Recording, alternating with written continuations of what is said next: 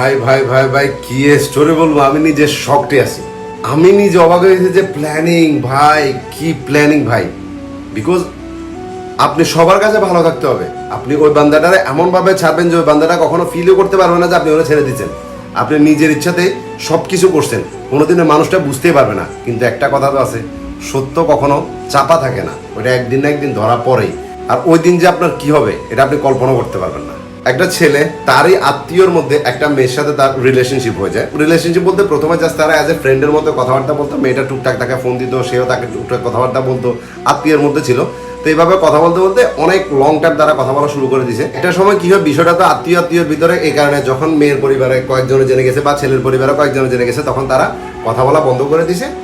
বন্ধ করার পরে এর মধ্যে ছেলেটাও বিদেশ চলে যাবে, তার সবকিছু ঠিকঠাক হয়ে গেছে। দেন সে বিদেশ চলে গেছে। বিদেশ যাওয়ার পরে মেয়েটার সাথে কথাবার্তা ওরকম ভাবে বলতো না, ছেলেটার কাছে হাতে ফোন ছিল না, তো ওইরকম ভাবে কথা বলতে পারতো না। যখন থেকে সে ফোন নিছে, আবার মেয়েটা ফোন দেওয়া শুরু করছে, তার সাথে কথা বলা কন্টিনিউ শুরু করে দিছে। একটা পর্যায়ে কথা এত বেশি হয়ে যাচ্ছে যে তারা বুঝতেছে যে একে অপর প্রতি তাদের ফিলিংস জন্ম নিতেছে। তখন মানে ছেলেটা বলতেছে যে দেখো, আমি তোমার সাথে কোনো সম্পর্ক বা কোনো রকম কথাবার্তা বলতে পারবো না, বাস যা হয়েছে বাদ দাও, শেষ, আত্মীয়র মধ্যে এটা হবে না, এগুলো বলে ছেলেটা বাদ দিয়ে দিতে চাইছিল। তখন মেয়েটা কি করছে, ছেলেটা এটা বলে ফোনটা রেখে দিছে। রেখে দেওয়ার পরে মেয়েটা কি করলো, রমজান মাস ছিল, ছেলেটা পরের দিন যখন ঘুম থেকে উঠে দেখতে হয়েছে যে মেয়েটার ইমোর স্টোরিতে, মানে মেয়েটার পুরো হাত কেটে ওইখানে স্টোরি দিয়ে রাখছে। যত রমজান ছিল ওই রমজানটা লিখছে, ছেলেটার নাম দাম একশোটা লিখে এরকম করে দিছে। তো ছেলেটা ফোন দিয়ে জিজ্ঞেস করতেছে যে তুমি এমনটা কেন করছো। তখন মেয়েটা বলতেছে যে দেখেন, আমি আপনাকে ছাড়া থাকতে পারবো না, আপনার সাথে কথা না বলে আমি থাকতে পারবো না, আপনি আমার সাথে কথা বলতে হবে, আপনি আমার সাথে কথা বলবেন না কেন বলছেন। তো এগুলা বলার পরে ছেলেটার অফকোর্স মায়া লাগছে। দেন তারা আবার কন্টিনিউ কথা বলা শুরু করেছে এবং ওই দিন তাদের রিলেশনশিপ মানে শুরু হয়েছে। ওই দিন থেকে একে অপরকে প্রপোজ করছে এবং রিলেশনশিপ কন্টিনিউ করছে। করার পরে সব কিছুই ঠিকঠাকভাবে চলতেছিল। ছেলের পরিবারও সবাই জানে সে একটা মেয়ের সাথে রিলেশনশিপ আছে, বাট মেয়েটাকে সেটা বলে না। মেয়ের পরিবারও মোটামুটি সবাই জানে, বাট ওই যে ছেলেটাকে এটা কেউ জানে না।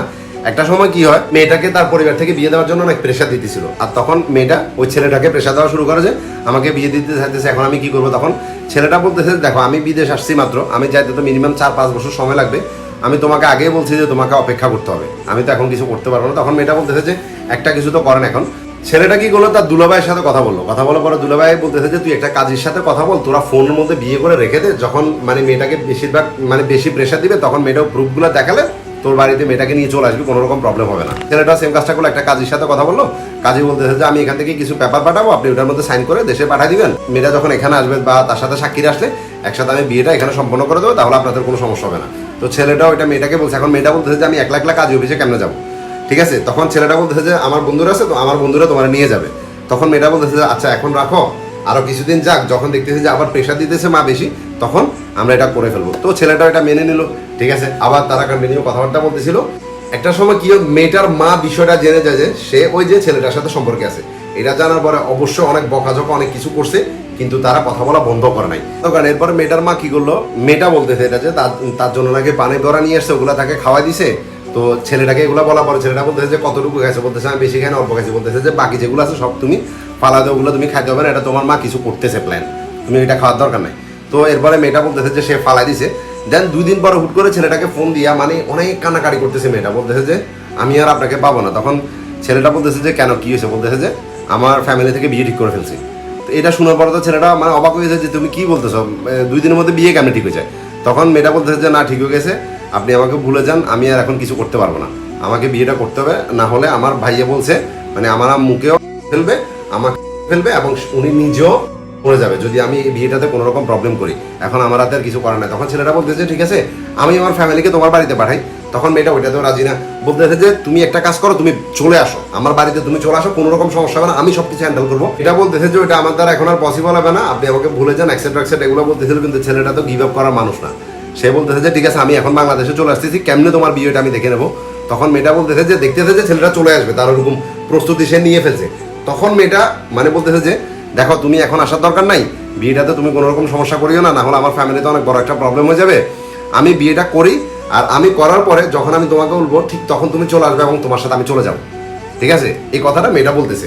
তো ছেলেটাও দেখতেছে যে আর কোনো উপায় নেই, মেয়েটার কথাটা সে মেনে নিচ্ছে, বলছে ঠিক আছে বিয়েটা এখন মেয়েটা করবে তার ফ্যামিলিকে দেখানোর জন্য, দেন সে ছেলেটার সাথে চলে আসবে, বিয়ের পরেও তাদের সম্পর্ক এরকমই থাকবে। এটা ছেলেটাকে মেয়েটা বলছে, ছেলেটাও বিশ্বাস করে নিছে। এরপরে যাক বিয়েটা হয়ে গেল। হয়ে যাওয়ার পরে মেয়েটা না ছেলেটার সাথে 2-1 দিন কথা বলে। মেয়েটা এরকম পর্যন্ত বলছে যে বিয়ের পরে তার হাজব্যান্ডের সাথে ছেলেটাকে কথা বলা দিবে, হাজব্যান্ডের থেকে অনুমতি নিয়ে মেয়েটা এরকমটা করবে। ছেলেটা ওইটাও মেনে নিছে। তো বিয়ের একদিন পরে ছেলেটার সাথে ঠিক কথা বলছে, 2 দিন 3 দিন পর্যন্ত ঠিকঠাক ভাবে কথা বলছে, কিন্তু এরপরে প্রায় 1 মাস পর্যন্ত আর কথা বলে নাই। পরে আর ছেলেটার সাথে কোনো রকম ঠিকঠাক ভাবে কথাবার্তা বলতেছে না, তার হাজব্যান্ডের সাথে কথা বলা দিবে বলছে, ওইটাও করতেছে না।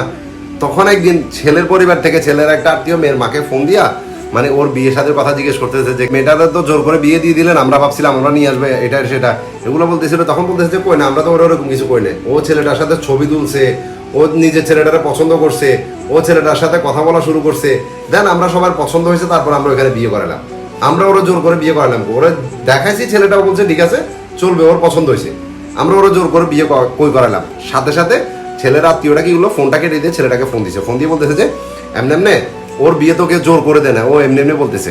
তখন এবারে ছেলেটা বলতেছে যে না, আমি ওর মায়ের কথা বিশ্বাস করি না, ওর মা আপনাকে মিথ্যা কথা বলছে।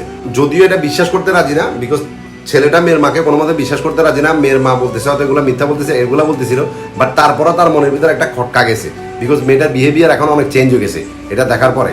তো মেয়েটাকে তারপরে ফোন দিয়ে জিজ্ঞেস করতেছে যে আমি ফার্স্ট টাইম তোমাকে একটা কথা বলবো, তুমি কোরআন শরীফ হাতের মধ্যে নিয়ে বলবা যে আসলে সত্যিকারে তোমার বিয়েটা হয়েছে কেন, তুমি আমার এটা বলবা, একটা মিথ্যা কথা বলতে পারবা না। তখন মেয়েটা কোরআন শরীফটা হাতের মধ্যে নিয়ে যে কথাটা বলছে, ছেলেটা এটা শোনার জন্য হয়তো প্রস্তুত ছিল না। বলতেছে যে বিয়েটা আমাকে কেউ জোর করা নাই, আমার কাছে ওই ছেলেটা দেখতে অনেক ভালো লাগছিল এবং আমি ওই কারণে নিজে পছন্দ করে ছেলেটাকে বিয়ে করছি। আর আপনার সাথে যেগুলো আমি করছি এগুলো আমার বান্ধবী আমার শিখিয়ে দিয়েছিল, আপনি আমার যে ফোন দিয়েছিলেন সব কিছু আমি পানিতে ফেলে দিয়েছি, সিম টিম সব বন্ধ করে দিয়েছি। আর আমার হাজব্যান্ডে আপনার কথা জানেও না, আমি বলবো কি, বিকজ আমি নিজেও পছন্দ করে বিয়েটা করছি। তো ছেলেটা বলতেছে যে তাহলে তুমি আমার সাথে এমনটা কেন করছো? ওটার কোনো উত্তর আর মেয়েটার কাছে ছিল না। ভাবুন ভাই, প্ল্যানিং ভাবুন। অথচ ছেলেটা একটা সময় সম্পর্কটা ভেঙে দিতে চাইছিল যে না দরকার নাই, প্লিজ আপনি আমার সাথে কথা বলিয়ে না, কিন্তু মেয়েটা নিজে জোর করে হাত কেটে ছেলেটার ভিতরে ফিলিংসটা জন্ম নিয়েছে। এখন যখন দেখতেছে যে ছেলেটা তাকে ছাড়া বাঁচবে না, ঠিক তখনই তার অন্য কোনো ছেলেকে ভালো লেগে গেছে, যেটা তার ফ্যামিলির পক্ষ থেকে দেখাছে। তখন সে থিঙ্কিং করছে যে ওইখানে ঝগড়াঝাটি করে আমার কি লাভ, এটা ছেলেটাও দেখতে সুন্দর আছে, আমার পছন্দ হয়েছে, আমার পরিবারের পছন্দ আছে, সব কিছু ঠিকঠাক হয়েছে। এখন ওরে তো আমি এমনি ডাইরেক্ট তো মানা করতে পারবো না, তাহলে প্ল্যান করতে হবে। আর প্ল্যানটা কি করলো, পুরো দোষটা তার ফ্যামিলির উপর চাপাই দিল যে ফ্যামিলি আমাকে এমনি এমনি করছে। কিন্তু লাস্টে যখন কোরআন শরীফ হাতের মধ্যে নিয়ে যাক অ্যাটলিস্ট কোরআন শরীফটা রেসপেক্ট করছে যে ওখানে সত্যটা সে স্বীকার করছে। এবার ভাবুন এসব মেয়েদের আপনি কি বলবেন? ব্রাদার আসলে দেখো, আল্লাহ পাক যেটা করে ভালোর জন্য করে, ধৈর্য ধরে অপেক্ষা করো, নিজের জীবনে সুন্দর করে, নিজের জীবনটাকে সুন্দর করে সাজাও। এগুলো থিঙ্কিং করে নিজেকে কষ্ট দিয়ে কোনো লাভ নাই, কারণ এরা কখনো সুখে থাকবে না। তুমি অনেক ভালো থাকবে, আমি তোমার বলতেছি, জাস্ট ধৈর্য ধরতে হবে, নিজের উপর ফোকাস রাখতে হবে। এসব এগুলো মাথা থেকে ফেলে দাও, মেয়েদের পিছনে ঘুরে একদম একদম ছেড়ে দাও, কারণ এরা কখনো এক পুরুষে আসক্ত হয়ে থাকতে পারে না। আর এই মেয়েটার সাথে নেক্সট টাইম কোনোদিন কথা বলি না, কারণ এ তোমার ইমোশন নিয়ে প্রতি সেকেন্ড খেলবে। আমি তোমার আজকে একটা কথা বলতেছি, ও তোমার ফোন করবে, তার মায়া কান্নাগুলো তোমার দেখাবে যে সে ওখানে ভালো নাই, এটা নাই সেটা নাই। তখন যদি তুমি তার সাথে আবার কথা বলা শুরু করো, সে তোমার আবার কষ্ট দিবে, আবার ছেড়ে দিবে, আবার কষ্ট দিবে, আবার ছেড়ে দিবে। কোনোদিন সে তোমার কাছে আসবে না। এই ভুল ধারণাটা কোনোদিন মাথার মধ্যে রাখিও না। তার থেকে বরং তার সাথে কথা বলা টোটালি বন্ধ করে দাও, দেখবা লাইফে হ্যাপি থাকবা।